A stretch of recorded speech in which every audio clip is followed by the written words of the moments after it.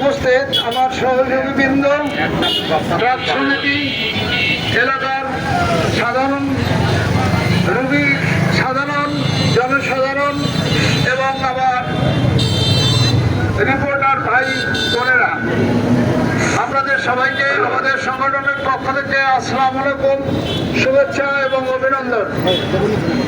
আজকে আমরা এখানে রাস্তায় নামতে বাধ্য হয়েছি। কেন হয়েছি আপনারা কিছুটা শুনেছেন। আমরা এখানে সরকারি সেবার পাশাপাশি বেসরকারিভাবে আমরা সেবা দিয়ে আসছি। আপনারা জানেন সরকারের সামর্থ্য সর্বোচ্চ শতকরা 25% রোগীর সেবা দেওয়া, তাহলে বাকি 75% রোগী আমরাই দেই সেবা। কিন্তু সেই সেবার ক্ষেত্রে আমাদেরকে নানাভাবে বাধার সৃষ্টি করা হচ্ছে। আপনারা জানেন এই হাসপাতাল যখন চালু হয় 100 বেড, তখন অনেকগুলো কনসালটেন্ট পজিশন ছিল, কিন্তু কোনো ডাক্তার ছিল না। কেন ছিল না? কনসালটেন্ট ডাক্তাররা এখানে পোস্টিং নিলে তাদের প্রাইভেট প্র্যাকটিসের একটা সুযোগ থাকার প্রয়োজন হয়। আমাদের প্রয়োজনই তো এটা দরকার, কিন্তু কোনো ডাক্তার তখন আসতো না, কোনো বেসরকারি প্রতিষ্ঠান সেভাবে কোনো ব্যবস্থা করে নাই। তো আমরা আজ থেকে 18 বছর আগে যখন এটা 100 বেড ঘোষণা করা হয়, তখন থেকেই আমরা বিভিন্ন প্রতিষ্ঠান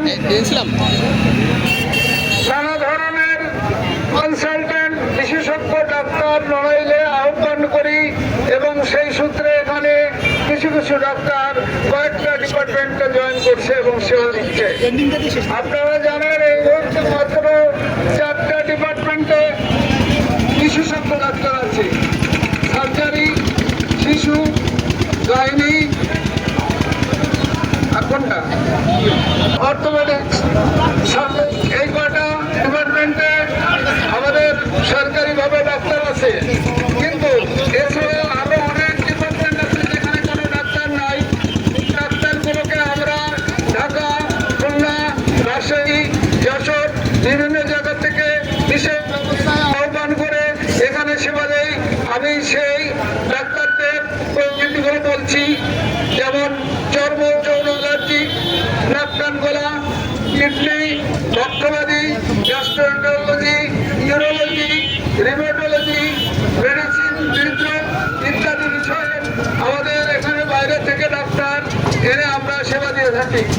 কিন্তু শুধু তাই নয়, এখানে হাসপাতালে সব ধরনের পরীক্ষা নিতে হয় না। বিশেষ করে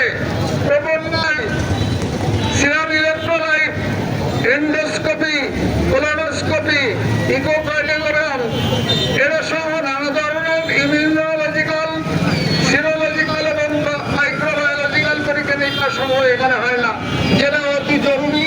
এবং সেই পরীক্ষা নিরীক্ষা রিপোর্ট না পেলে এখানে কোনো সেবা দেওয়া সম্ভব হয় না।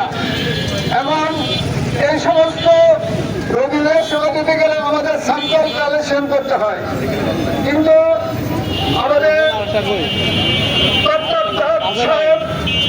আমাদের প্রথমে একটা চিঠি জারি করে যে হাসপাতাল চলাকালীন কোন স্যাম্পল বাইরে কোন ডায়াগনস্টিক সেন্টার কালেকশন করতে পারবে না।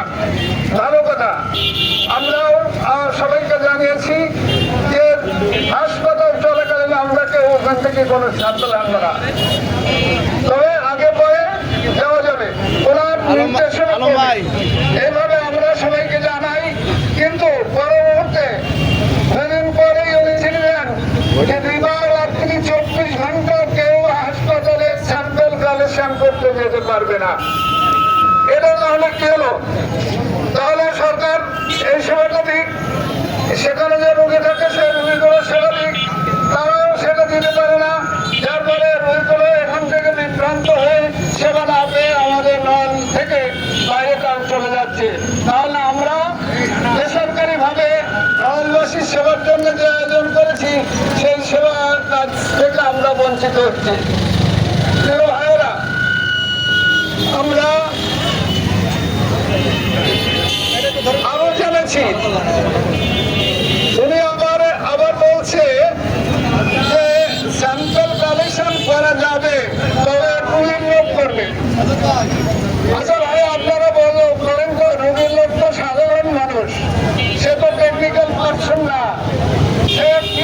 দিয়ে সকলের অবতরণ চাই যায়। এই রোগীগুলোর স্যাম্পল কালেকশন সাধারণ মানুষ কিভাবে করবে? এই স্যাম্পল কালেকশন করতে গেলে স্যাম্পল কালেকশন করে টেকনিশিয়ান বা টেকনোলজিস্ট লাগে, কিন্তু সেগুলো যদি ঢুকতে না দেওয়া হয় তাহলে কিভাবে হবে? ভেতরে যে সিস্টেমরা আছে তারা বাইরে কোনো কাজের কালেকশন করে না। তো আমরা এত কিছু বিবেচনা করে আমরা এই অযোগ্য অদক্ষ তত্ত্বাবধায়ক মহোদয় আব্দুল গফফার সাহেবের অবসান চাই। এখানে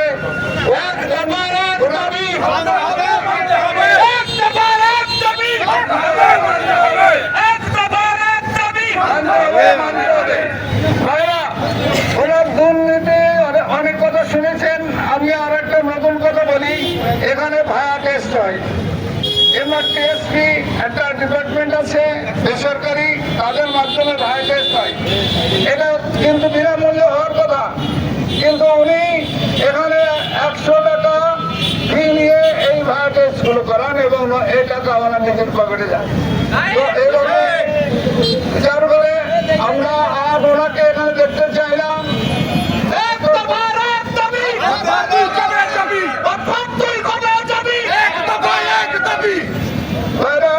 আমাদের এই র্যালির বিষয়বস্তুগুলো আপনারা শুনলেন, জানলেন, আমরা ব্যাখ্যা করলাম।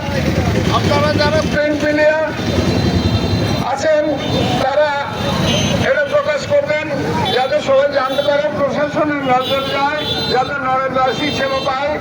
এবং এখানে সবাই আসার জন্য, অংশগ্রহণ করার জন্য আমি সবাইকে ধন্যবাদ জানিয়ে আমার বক্তব্য এখানে শেষ করছি এবং এই মানববন্ধনের সমাপ্তি ঘোষণা করছি।